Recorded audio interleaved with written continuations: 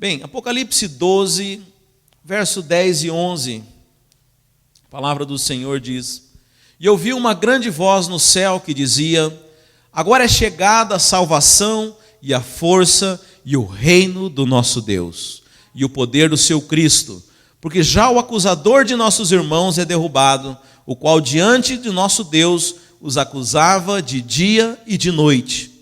E eles o venceram pelo sangue do Cordeiro e pela palavra do seu testemunho, e não amaram as suas vidas até a morte. Amém, queridos?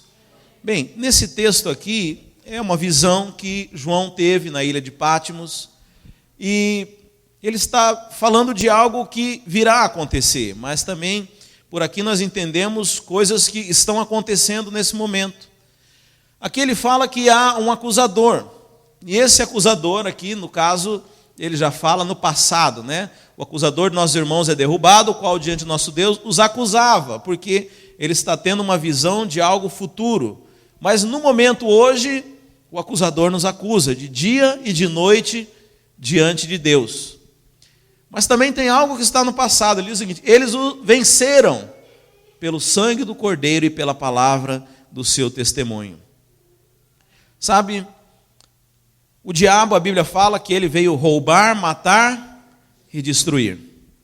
Mas apesar do diabo roubar, ele não é chamado de ladrão. Apesar do diabo matar, ele não é chamado de assassino. Apesar do diabo destruir, ele também não é chamado de destrutivo. Mas a Bíblia o chama de acusador. Porque acusador é, vamos dizer assim, a principal função do diabo. Aliás, eu posso dizer que o diabo, ele mata, ele rouba e ele destrói apenas acusando. E deixa eu dizer uma coisa para você. Enquanto nós estivermos aqui, o diabo vai usar dessa ferramenta. Por isso que a Bíblia o chama de acusador. O diabo está acusando. O diabo nos acusa o tempo inteiro. Mas eu quero dizer para você que aqui fala daqueles que venceram o diabo, venceram o inimigo. E você sabe, na nossa igreja nós cremos que não é apenas... nós não apenas temos de ser salvos, mas nós precisamos ser crentes vencedores. Quem conhece o slogan da nossa igreja? Nosso encargo é edificar uma igreja de vencedores. Mas como assim, pastor? Você sabe, muitas pessoas, apesar de salvas, não vivem como vencedores. Eu sei que a palavra de Deus diz que em Cristo Jesus nós somos mais que vencedores, mas sabe, apesar disso ser algo que no mundo espiritual é uma realidade para nós, o mundo espiritual sabe que nós somos mais do que vencedores. Infelizmente, alguns crentes não vivem uma vida de vencedor. É como se você tivesse uma grande herança para receber, mas por desconhecê-la, por não saber como usufruí-la, você ainda pode viver uma vida miserável. Aliás, essa é uma história que Charles Spurgeon, um grande pregador da Inglaterra, conhecido como o maior dos pregadores, ele conta que ele, na época, era pastor da principal igreja lá em Londres, e havia uma senhora naquela igreja, muito humilde, e ela estava já no final dos seus dias, acamada, e ele foi fazer uma visita para ela, e entrando naquela casa muito simples, toda um barraco, vamos dizer assim, e ele observou que havia um quadro numa parede, um quadro diferente, porque não era um retrato de uma pessoa, não era uma paisagem, mas era um quadro com coisas escritas, como se você pegasse um recorte de jornal e botasse num quadro na sua parede. Mas não era um recorte, era como algo se fosse parecido com um diploma. E aí ele indagou aquela mulher e falou: olha, o que é isso? E ela falou: olha, isso aqui eu trabalhava para uma família muito rica e a minha senhora, quando faleceu, deixou para mim esse papel aqui, essa moldura, e eu mandei emoldurar e colocar na parede. E o Spurgeon falou: olha, eu posso levar isso aqui para dar uma examinada? Ela falou: pode, claro. E ele levou para pessoas que entendiam. E, na verdade, o que aquela mulher tinha pregado na sua parede era um título de posse de uma herança. Isso é verídico, irmão. Você está no livro de Charles Spurgeon, não é uma história, simplesmente. E eu fico imaginando uma pessoa que viveu uma vida miserável, tendo condições de viver uma vida plena, rica e abundante, e apenas um quadro parado, enfeitado na parede. Muitas vezes essa é a história de alguns crentes, que tem um testamento em suas mãos, mas ele fica aberto apenas no Salmo 91, decorando uma estante, talvez. Então nós entendemos que não basta você ser... Desculpa a voz, tá, irmãos? Tá no fim mesmo, esse louvor sugou minha voz. Nós entendemos que não apenas nós devemos buscar a salvação, mas nós devemos buscar também a posse do reino. Jesus falou que o reino de Deus era chegado. Aliás, Jesus fala assim: arrependei-vos, pois é chegado o reino dos céus. E eu conversava com o Jefinho ontem que essa palavra arrependei-vos foi uma palavra mal traduzida, porque a palavra no original, quando se diz esse texto, é metanoeu, que vem do derivado de metanoia, ou metamorfose. Sabe metamorfose? Borboleta, quando é um lagarto e se transforma naquela bonita borboleta, é uma metamorfose, é uma transformação. E Jesus Cristo, quando fala arrependei-vos, é chegado o reino dos céus, na verdade, Ele está te convidando a transformar-se. E é a mesma palavra que é usada depois em outro versículo, e aí eles traduzem corretamente, como assim: transformai as vossas mentes, para que possais experimentar qual a boa e perfeita e agradável vontade de Deus. Então, a forma de você entrar no reino, a forma de você conseguir tomar posse das realidades espirituais e se tornar um vencedor, é quando você consegue mudar esses valores, quando você consegue mudar a sua mente, a sua estrutura de pensamento, porque você é um novo ser, você é alguém que nasceu de novo e foi renovado.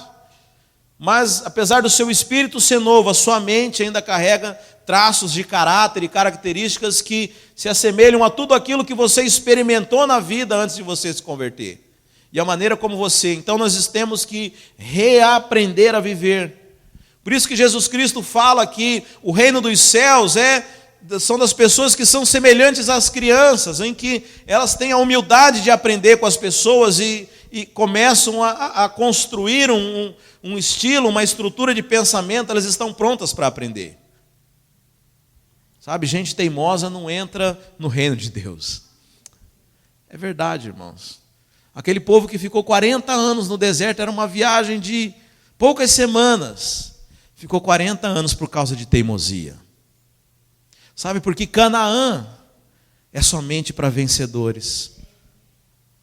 Mas pessoas que ainda nutrem uma mentalidade egípcia, pessoas que ainda pensam como escravos, pessoas que ainda se vestem, que comem como escravos, porque vieram do Egito. Nós viemos todos do Egito, nós viemos ainda de uma estrutura que é secular, mundana. Mas veja, Deus, o Espírito Santo, hoje quer transformar a sua mente para que você possa entrar em Canaã.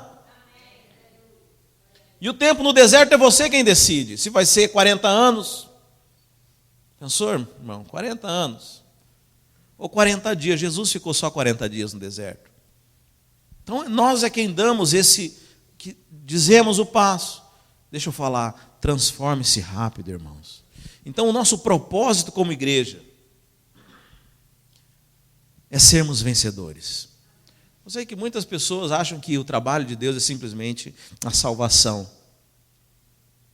Aliás, se fosse só a salvação, é pronto. Estou salvo, então agora pode me levar embora, Deus. Mas veja, não é esse o propósito de Deus. É importante que nós sejamos transformados pela palavra de Deus e recebamos vitória. Então, nesta manhã, eu quero te dar uma chave que aqui fala em Apocalipse. Então, aqui a Bíblia fala que aqueles que venceram pelo sangue do Cordeiro. Venceram quem, irmãos? O acusador. Amém? Veja, o problema da acusação é o que mais tem atrapalhado a igreja nesses dias. Aliás, nesses dias não, sempre. Qual que é o problema que nós temos com as pessoas hoje em dia? A acusação do diabo. O engraçado é que o diabo, ele oferece a tentação, mas depois que a pessoa cede à tentação, é ele mesmo quem acusa, né? Vamos lembrar aqui do exemplo de Adão e Eva, por exemplo.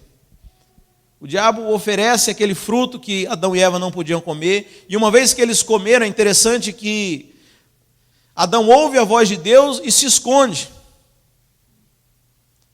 E aí Deus pergunta: escuta, por que você não apareceu quando eu te chamei, Adão?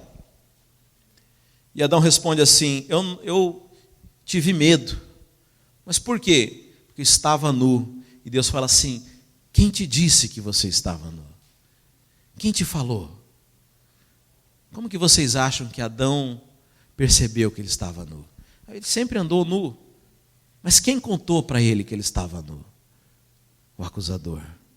Sabe, e desde essa época, o papel do diabo tem sido nos acusar. Sabe, porque dessa forma, ele sabe que ele consegue te imobilizar. E a vida cristã de muitos, infelizmente, tem sido viver debaixo dessa acusação. Acusação de incapacidade, sabe, o irmão, ele começa a frequentar a igreja, mas aí acontece alguma coisa, um dia ele não acorda bem e algo dá errado. Primeira coisa que o diabo faz: olha, está vendo? Você não nasceu de novo, você não é crente, você não merece estar lá. Assim que o diabo trabalha. Ou então você fala: olha, irmão, você precisa assumir uma função na igreja, você tem que frutificar, é importante isso, Deus te deu um talento. Mas o diabo logo fala: não, mas quem é você para fazer isso? Quem é você para liderar? Quem é você para estar à frente de tal coisa? Interessante isso, irmãos, mas o diabo está sempre acusando. Sabe, eu me lembro de um casal que Andressa e eu começamos a liderar lá em Santa Catarina, um casal muito jovem. Aliás, foi o primeiro que nós ganhamos para Jesus, quando fomos começar a igreja lá. E por ser o primeiro, eu tinha muita expectativa sobre eles, e falava: você vai ser um líder, você vai ser bênção, você vai se tornar um discipulador, um obreiro, um pastor, vocês vão liderar milhares de jovens nessa cidade aqui. Só que era um rapaz extremamente machucado pelas coisas da vida. Era alguém que tinha uma autoestima muito baixa. E eu lembro que quando eu falava essas coisas, eu profetizava essas coisas sobre a vida dele, ele era alguém que se sentia incomodado, mas escutava, confiava naquilo que eu falava. Mas chegou um dia, irmãos, que ele simplesmente estourou. Falou: eu não quero mais que você fique falando essas coisas para mim. Sabe, essa cobrança, essa igreja está destruindo meu casamento, está cobrando um monte de coisa, né? Eu não consigo, para de ficar falando isso. E eu fiquei pensando, engraçado que a igreja fala que você pode, que você consegue, que você vai conquistar. Agora, quem é que fala o oposto, irmãos? Sabe, muitas pessoas, e ele se incomodou com aquilo. Ele preferiu escutar a voz do diabo. Sabe, preferiu achar que não podia, que não ia. Nós estamos aqui para acreditar. Veja, Deus quer investir na sua vida, mas muitas vezes o diabo não permite isso. Interessante, eu estava falando de Canaã, que quando aquele povo chegou diante do lugar onde Deus prometera, Deus falou que ia dar aquela terra para eles. A Bíblia fala que foram 12 líderes espiar aquela terra. E 10 voltaram e disseram que a terra era boa, mas que não tinha condições de conquistá-las. E 2, Josué e Calebe, disseram que iam conquistar. E a palavra de Deus diz assim: conforme aquilo que vocês disseram, será feito.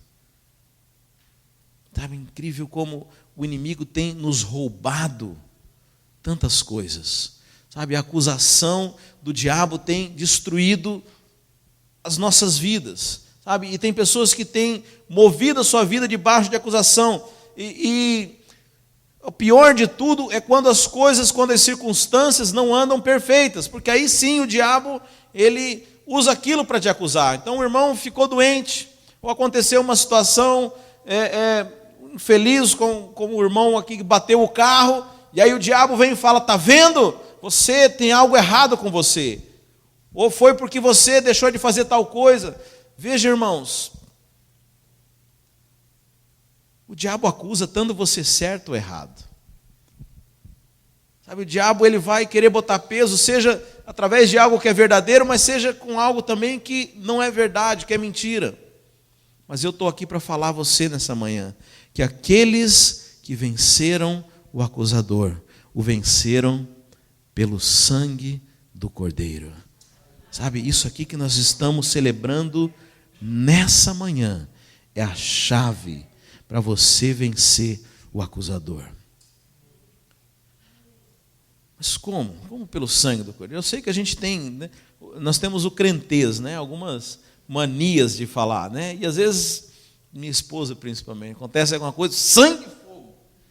Será que é assim que a gente vence? O diabo vem, sangue de Jesus. Não, irmãos, eu não creio que... Pode falar à vontade isso, não tem problema nenhum. Que esteja sempre a palavra do Senhor nos nossos lábios, né? Que a gente pelo menos fale coisas de Deus, né? E não coisas, não besteiras que o mundo fala. Mas a maneira como eu entendo que nós vencemos o acusador não é simplesmente falando sangue do Cordeiro, sangue de Jesus. Não é dessa forma, mas é entendendo o que significa o sangue do Cordeiro. Então, para que você possa compreender isso, Jesus Cristo veio, Jesus Cristo foi enviado para Deus estabelecer uma nova aliança conosco. Veja, existem duas alianças na história, duas alianças com o povo de Deus. A primeira aliança, Deus ele envia a lei. E a Bíblia fala que a lei de Deus ela é boa, ela é perfeita, porque a lei é a expressão do próprio Deus. Sabe, talvez nós somos tentados, quando nós falamos muito sobre a graça, achar que a lei era errada, porque o apóstolo Paulo fala a maldição da lei, mas a lei ela é perfeita, a lei é justa, a lei ela é a expressão de Deus. Mas Deus, quando envia a lei através de Moisés, ele já sabia que o homem não teria condições de cumpri-la. Agora complicou, né, irmãos? Por que Deus daria algo para o homem que ele não teria condições de cumpri-la? Porque o desejo de Deus é que o homem se visse diante daquilo que é a expressão de Deus e chegasse à conclusão de que ele não dá conta. Entenderam, irmãos? O objetivo de Deus é mostrar para você que você, por si mesmo, não dá conta. Você necessita de um Salvador. Você necessita de alguém para fazer aquilo que você não dá conta. Então a Bíblia fala, o apóstolo Paulo em Romanos diz que a lei ela veio para manifestar o pecado. Não que o pecado passou a existir só depois da lei, mas veja, não tinha nada que dissesse que aquilo que o homem fazia era errado. Voltando lá em Adão e Eva de novo. Você sabe que o objetivo do diabo, ao tentar Adão e Eva, ele queria, na verdade, destruir a humanidade. Ele queria destruir o homem. Agora, por que ele não incitou, então, Eva, ao invés de comer o fruto, para matar Adão? Se o objetivo dele era destruir a humanidade. Porque, na verdade, Deus só havia dado uma lei até então. Deus não falou não matar. Deus falou não comer do fruto. Era a única lei que tinha. Então, o diabo só podia tentar numa coisa. Só uma coisa era a transgressão. E foi ali que o diabo tentou. Então, veja, a lei, Deus envia para que nós possamos enxergar o padrão dele. Mas o homem, de maneira alguma, daria conta de cumprir esse padrão. Sabe? E o diabo tem usado da lei justamente para acusar você. Porque você não dá conta desse padrão. E o problema da vida cristã é que muitos estão olhando para a lei, que é justa, perfeita, é a expressão do próprio Deus, e estão tentando ainda viver nesse padrão que é impossível de ser vivido humanamente, através da nossa natureza. E o diabo usa isso para nos acusar. Mas a Bíblia fala que Jesus Cristo é o fim de toda a lei. Toda a lei, ela foi consumida pelo sangue. Por isso, quando nós invocamos o sangue do Cordeiro, nós vencemos a acusação. Porque hoje nós estamos debaixo do sangue de Cristo. Há uma nova aliança. Jesus Cristo levantou o cálice naquela última ceia com os seus discípulos, e fala: este é o cálice da nova aliança. Ou seja, Deus está fazendo uma nova aliança com o seu povo. Sabe, se Jesus Cristo, se Deus não quisesse mudar a aliança, se não precisava enviar Jesus Cristo não precisava morrer, se era para continuar da mesma forma como as coisas estavam acontecendo no Velho Testamento. Mas veja, Deus resolveu dar um basta nisso e enviou a Jesus Cristo para fazer uma nova aliança com o seu povo. A Bíblia fala que Jesus Cristo cumpriu a lei. Aquilo que homem nenhum dava conta de cumprir, Jesus Cristo veio e cumpriu. E hoje todos nós que cremos no seu nome e estamos debaixo do sangue de Cristo, Deus pega a justiça de Cristo, a justiça que Cristo cumpriu, e coloca sobre você. Por isso que hoje nós podemos ser chamados de justos. Já viu? Já leu aquela passagem na Bíblia que fala assim: a oração do justo pode muito seus efeitos? E eu lembro na minha adolescência, né, que até pastores falavam: vou chamar aqui uma mocinha aqui para orar por mim, porque a Bíblia fala que a oração do justo pode muito em seus efeitos. Mocinha, vocês entenderam, né, que nunca teve relação sexual. Na cabeça dele, agora você acha que uma moça dessa não pensa besteira? Então esse conceito humano de justiça é muito errado. Ah, não, então vamos chamar uma criança, porque uma criança é pura. Meu filho tem 7 meses, irmão, já faz coisa errada. Já faz birra. A gente fala não, ele fica olhando para ver. Não tem isso, irmão. Só existe justiça debaixo do sangue de Cristo. O rei Davi falou que, sim, que em pecado fui concebido e em pecado nasci. Nós já nascemos pecadores. Mas o sangue de Cristo, o sangue da nova aliança, é aquele que nos garante uma vida como justos. Por isso, aqueles que entendem o papel do sangue, estão debaixo do sangue, esses são aqueles que vencem o acusador. Sabe, se você entender esse princípio, todas as vezes que o diabo vier te acusar, você precisa lembrar do sangue de Cristo. Ah, mas você não tem condições, olha aí o que você fez. Você fala: eu já fui lavado pelo sangue de Cristo. Ah, mas você isso, você aquilo. Não importa, Deus me vê como um justo, porque eu estou debaixo do sangue de Cristo. Sabe, esta é a chave daqueles que venceram o acusador. Será que você tem fé para vencer o acusador? Será que você tem fé para, mesmo diante das piores situações, se lembrar que você já foi justificado pelo sangue de Cristo? Parece fácil, irmãos, mas não é. Eu falo porque eu ainda vivo esses dilemas. Vira e mexe, eu ainda penso que é baseado no meu comportamento. Mas veja, a realidade do Novo Testamento é baseada apenas naquilo que Cristo fez. Sabe, quanto maior revelação nós tivermos disso, mais vitória nós teremos. Sabe, nós estamos debaixo do sangue. Sabe, a lei não tem mais poder sobre nós. A Bíblia fala que, aliás, a lei,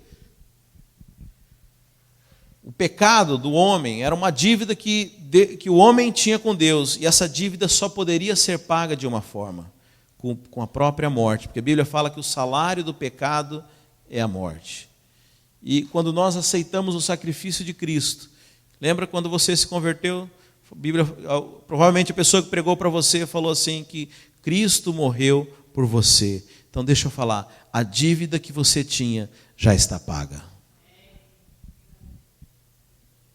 Ah, pastor, mas quando eu me converti, eu confessei os meus pecados e fui perdoado. Mas agora, depois de convertido, os pecados que eu cometo são uma outra questão. Porque eu vejo muitas pessoas falando isso. É interessante, porque às vezes a gente prega para quem está lá fora, para o ímpio, que Deus ama, mas chega aqui agora, Deus é ferro e fogo. Mas veja, quando você aceitou Jesus e seus pecados foram perdoados, Jesus já havia morrido, muito antes. Jesus morreu há quase 2000 anos atrás. Então ele morreu pelos pecados futuros. Mas veja, ele não morreu apenas pelos seus pecados até o dia da sua conversão, mas ele morreu por todos os seus pecados. Sabe, nós não podemos estar debaixo dessa acusação. Sabe, eu assemelho isso, vamos supor que você tem uma dívida e você paga uma prestação mensal. E aí vem um parente muito rico e paga a sua dívida. Mas tem pessoas que, por não acreditar em tão bom que foi esse parente, continuam pagando a prestação dessa dívida. Sabe, essa é a acusação. Muitos crentes ainda cedem à acusação do diabo. Ainda têm dúvidas com relação àquilo que eles são em Deus. Aliás, é muito fácil até nós entendermos que nós somos perdoados. Mas entender que nós somos justos, aí é demais, pastor. Aí é muita coisa. Se dizer que eu sou um justo, pois é, você agora é justo. Sabe por quê? No céu só pode entrar justo. Então a única maneira de você entrar no céu é sendo justificado pelo sangue de Cristo. Para que você entenda, eu vou pegar um exemplo do Velho Testamento. No Velho Testamento, uma vez que Deus entregou a lei para o homem, e o homem ele viu que ele era pecador, e esse era o objetivo da lei. Era que o homem enxergasse a si mesmo e visse que ele era pecador. Então, todo ano, o homem, uma família, pegava um cordeiro, pegava lá um carneiro, sem defeito nenhum, e tinha que levar lá no templo para o sacerdote. O sacerdote ia examinar aquele cordeiro, ia verificar realmente se ele era um cordeiro perfeito, se ele não tinha defeito. E aí, uma vez que estava aprovado aquele cordeiro, aquela família, aquele homem que levou aquele cordeiro, impunha as mãos sobre ele. E a Bíblia fala que os pecados daquele homem passavam para aquele cordeiro. E aí o sacerdote pegava aquele cordeiro, imolava ele, matava, sacrificava, e pegava o sangue daquele cordeiro e aspergia. E aquela família estava perdoada por 1 ano. Até no ano seguinte ele tem que fazer a mesma coisa. Veja, Jesus Cristo, quando João Batista enxerga, ele fala: eis o Cordeiro de Deus que tira o pecado do mundo. Por que nós não sacrificamos mais cordeiros hoje? Porque Cristo é o nosso Cordeiro. A Bíblia fala que Cristo foi um sacrifício único, que de uma vez por todas, por isso não precisa mais todo ano sacrificar um cordeiro. Cristo foi o cordeiro que de uma vez por todas foi oferecido como sacrifício. Mas veja, quando alguém levava aquele cordeiro diante do sacerdote, o sacerdote ele examinava quem? O ofertante ou o cordeiro? O cordeiro. E se o cordeiro não tivesse defeito e fosse morto, o ofertante era perdoado. Então hoje Deus examina quem? Examina você ou examina o seu cordeiro? Glória a Deus, que o nosso cordeiro é perfeito. O nosso cordeiro foi aceito. Sabe, então hoje nós somos purificados, não por nós, não é pelo que nós fazemos, mas é por causa do cordeiro que derramou o seu sangue, por causa do cordeiro perfeito. Sabe, nós precisamos entender isso, irmãos. Quantos de nós temos vivido uma vida muito aquém daquilo que nós podemos viver por causa de acusações? Talvez você pense que é você, e o diabo ele é muito astuto, ele coloca pensamentos na sua mente em primeira pessoa. Ele não fala você não pode, ele coloca assim, ele fala eu não posso. Sabe, quantos de nós temos sido acusados e temos a nossa vida destruída, a nossa felicidade roubada, porque vivemos debaixo de acusação, debaixo de peso, achando que estamos em dívida com Deus, achando que somos incapazes e não podemos, mas você pode vencer toda acusação através do sangue do Cordeiro. Você precisa lembrar-se dessa verdade. Nós fazemos isso aqui uma vez por mês, para que você não se esqueça que você está debaixo do sangue do Cordeiro perfeito. O Cordeiro foi aceito. Nós estamos purificados do pecado. Não é que você não peca mais, Mas o sacerdote, ele não olha para você, o sacerdote olha para o seu cordeiro. Jesus Cristo é o nosso cordeiro. Sabe, nós podemos hoje desfrutar de uma vida, não por aquilo que nós somos ou fazemos, mas porque debaixo do sangue do cordeiro onde nós estamos. Sabe, essa tem que ser uma verdade constante em nossas vidas. Sabe, toda vez que você for enganado, porque às vezes a nossa mente é traiçoeira, vira e mexe, nós esquecemos dessa verdade espiritual. Nós devemos nos lembrar que o sangue do Cordeiro nos lavou e nós estamos debaixo desse sangue. Sabe, é essa verdade que vai nos garantir uma vida de vitória. Toda vez que você se sentir acusado, é claro que nós não somos a favor do pecado, irmãos. Mas nós entendemos que quando você se coloca debaixo desse sangue, quando a sua mente começa a receber esses valores do reino, naturalmente você vai começar a deixar de fazer as coisas do velho homem, porque você vai estar recebendo agora da natureza do próprio Deus. Sabe, mas o diabo, ele é tão astuto que primeiro ele te induz a pecar, ele te tenta. Depois que ele te tenta, ele te acusa. E a acusação do diabo é justamente para te afastar de Deus. Muitas pessoas se sentem indignas, mas deixa eu falar, o que vai produzir mudança na sua vida é quando você provar desse sangue. Ah, mas eu ainda não sou aquilo que eu deveria ser. Não importa. Deus está trabalhando na sua vida. Sabe, o Espírito Santo tem colocado luz sobre as nossas vidas, mas é o conhecimento dessa verdade. Você sabe, essa verdade é a mais poderosa do universo. O apóstolo Paulo fala que o mistério que estava oculto nos séculos dos séculos, agora nos foi revelado, Cristo em vós. Essa é a verdade mais poderosa do universo. Essa é a única verdade capaz de transformar o homem. Sabe, mostrar a lei para as pessoas não transforma ninguém. Na verdade, foi isso que o homem tentou fazer durante todo o Velho Testamento. Seguir os mandamentos de Deus, seguir a lei de Deus. Aliás, no Novo Testamento você encontra alguns fariseus falando com Jesus e com a ideia errada de que eles até conseguiam guardar a lei. Mas o que é mentira, porque a Bíblia fala que homem nenhum conseguiu. Então deixa eu falar, já é tempo de você desistir de si mesmo.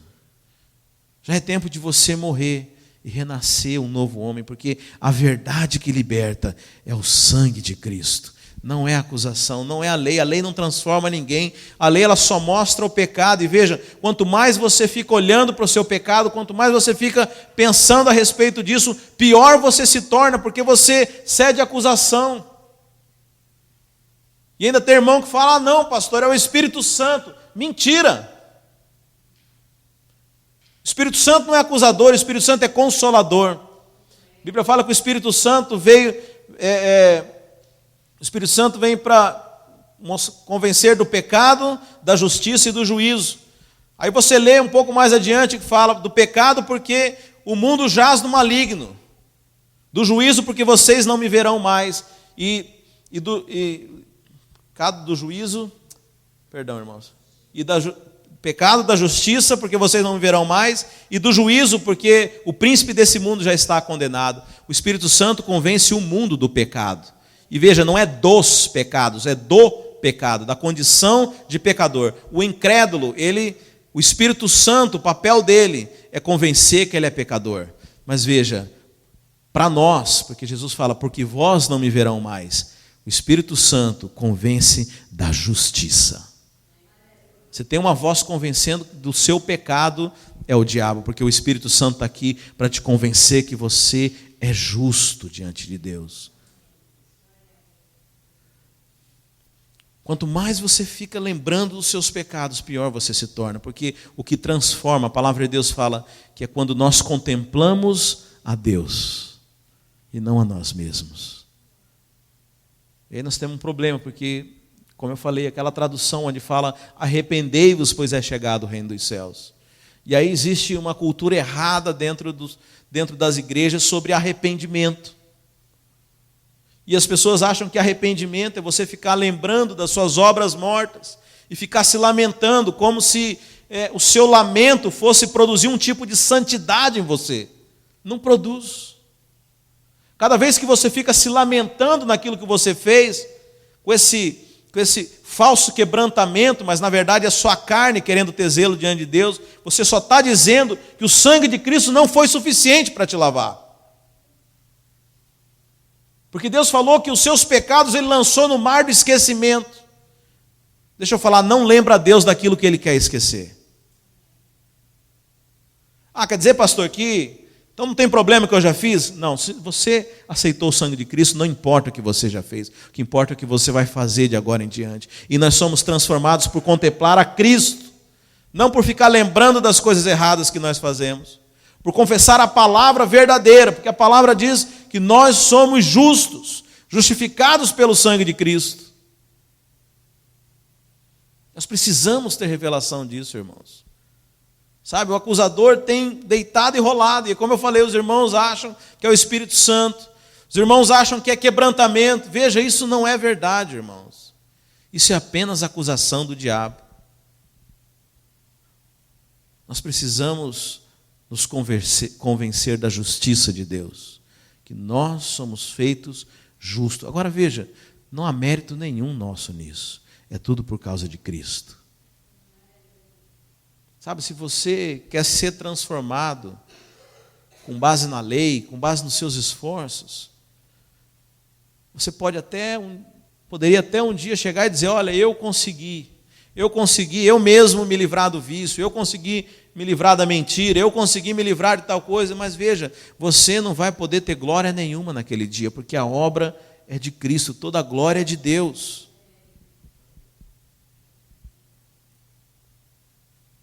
Estava falando com o Jefinho, você pregar sobre a lei, as pessoas acham muito zeloso.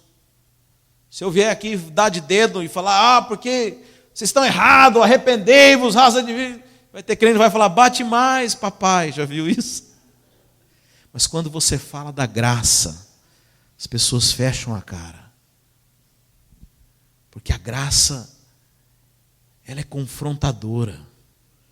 Você falar para o ímpio que o bonzinho tem que ir para o céu, isso é o que toda religião prega, irmãos. Agora você falar com Deus que abençoa aquele que não merece, que abençoa o pecador, aí isso choca as pessoas. É por isso que a Bíblia diz que a cruz de Cristo, ela é escândalo para o judeu e é loucura para o gentio. Esse é o verdadeiro evangelho. O evangelho que é loucura para as pessoas do mundo, porque as pessoas não entendem como que um Deus amou o mundo de tal maneira, a ponto de mandar um justo, mandar o próprio filho morrer pelo assassino, pelo pedófilo, pelo desgraçado, pela pessoa, por nós mesmos. Porque veja, a gente, até no fundo, a gente se acha gente boa, né? Tinha um corrupto lá no Brasil, um deputado, um senador, que foi pego por corrupção, e toda vez ele começava o discurso dele assim, não roubei, não matei. Não tinha, vocês lembram desse cara aí? Porque na cabeça do ímpio, existem, né? Não, eu não roubei, não matei, não, isso, então eu não sou tão mal assim. Mas veja, diante de um Deus que é santo e justo, o nosso pecado é tão sujo quanto qualquer outro. Diante de um Deus que é santo, irmãos, pouco importa se você matou uma pessoa, você contou uma mentira. Deus é puro, Ele é santo.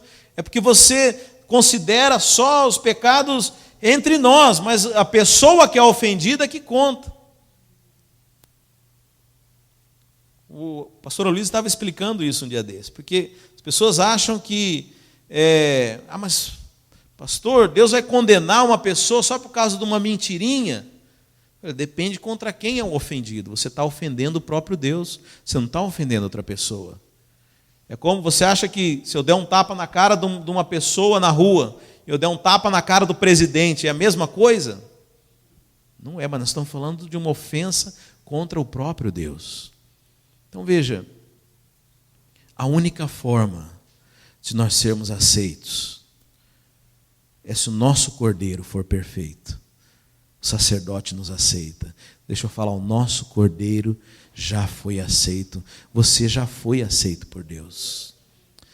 Nunca se achegue diante de Deus com base na sua justiça própria.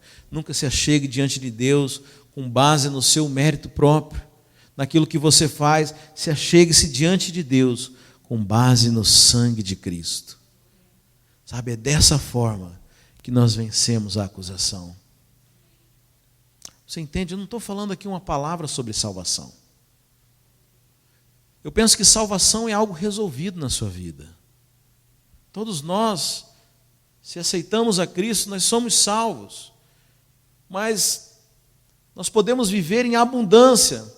Mas muitas vezes nós ficamos aquém desse padrão, porque vivemos debaixo do medo, debaixo daquilo que o diabo tem imposto sobre a sua vida. Mas nessa manhã, eu quero te convidar a vencer a acusação através do sangue de Cristo. Todas as vezes que você for acusado, se lembre que o sangue de Cristo foi derramado por você. Aos olhos de Deus, você é justo. Justo. Não importa o que você faça, não depende de você. Depende do Cordeiro que morreu no seu lugar. E ele era perfeito, e ele era justo, e ele foi aceito por Deus. E hoje a Bíblia fala que nós estamos em Cristo, e Cristo está em nós. Essa é a realidade daqueles que vão vencer. Amém, irmãos? Fique de pé. Que nós sejamos essa igreja de vencedores. Que nenhuma acusação do diabo tenha lugar no nosso meio. E que ao contemplar a face do Senhor, diante dessa realidade, o Senhor venha nos transformar de glória em glória, na sua própria imagem.